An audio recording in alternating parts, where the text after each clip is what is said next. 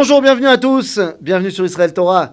Aujourd'hui, quelque chose qu'un non-juif a fait pour nous, pour le judaïsme. La réalité, c'est que j'en ai beaucoup des histoires. Mais s'il y en a une que je devrais raconter, c'est une histoire absolument incroyable. Incroyable. C'est un très très grand moment pour le judaïsme, pour l'histoire, pour l'humanité, qui est venu en retard. Mais pour moi, le fait qu'il soit arrivé était un moment extraordinaire. Vous savez, j'ai la chance et l'honneur de guider en Pologne sur les traces de la Shoah. Et très souvent, nous arrivons dans les forêts d'exécution.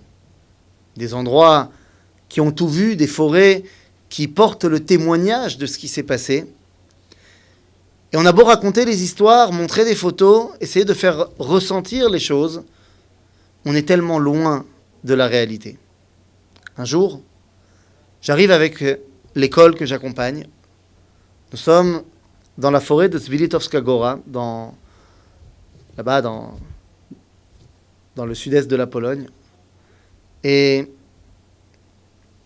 alors que j'essaye de parler, je croise un autre groupe et nous rencontrons un homme. Nous rencontrons un homme qui essaie de communiquer avec nous en polonais, on a un peu de mal, mais il s'avance devant la fosse et il répète un mot. Je n'essaierai même pas de vous le traduire. On a demandé à notre accompagnant polonais s'il pouvait nous aider à communiquer, à traduire. Et en fait, lui aussi est un petit peu sous le choc. L'homme s'appelle Pietr. Et en fait, depuis quelques minutes, il nous voit arriver avec nos kippotes, nos drapeaux d'Israël sur le dos, nos tzitziot. Il a compris que nous étions des juifs, qui étions venus rendre hommage à nos frères. Pietr répète un mot. Notre guide nous le traduit, notre guide polonais nous traduit, il nous dit, il demande pardon. On veut comprendre ce qui se passe. Et quand il finit par arrêter de pleurer, à nous raconter son histoire, il nous raconte qu'il était là. Il était jeune, très jeune, lorsque les nazis sont arrivés, lorsque les nazis ont pris tous ces juifs et les ont massacrés.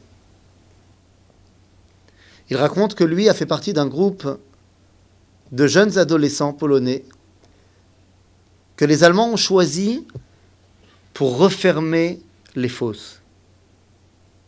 Il faisait partie de ces jeunes-là. Après avoir fait l'impensable, il s'est enfui. Il revient après la guerre et réhabite dans le quartier.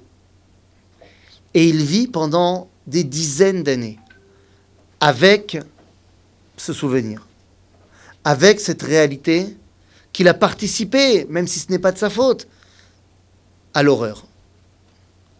70 ans plus tard, il voit les descendants de ceux qui ne devaient pas avoir de descendance. Il voit les porteurs de la Torah là où il ne devait plus y avoir de Torah. Il voit ces jeunes hommes et femmes du peuple juif pleins de vie. Et c'est à ce moment-là qu'il vient nous voir et qu'il nous demande à nous et à eux pardon. Ce moment pour moi a été un moment, en fait, quelque part, c'était le pardon que demandait l'humanité à ce qu'il avait fait au peuple juif.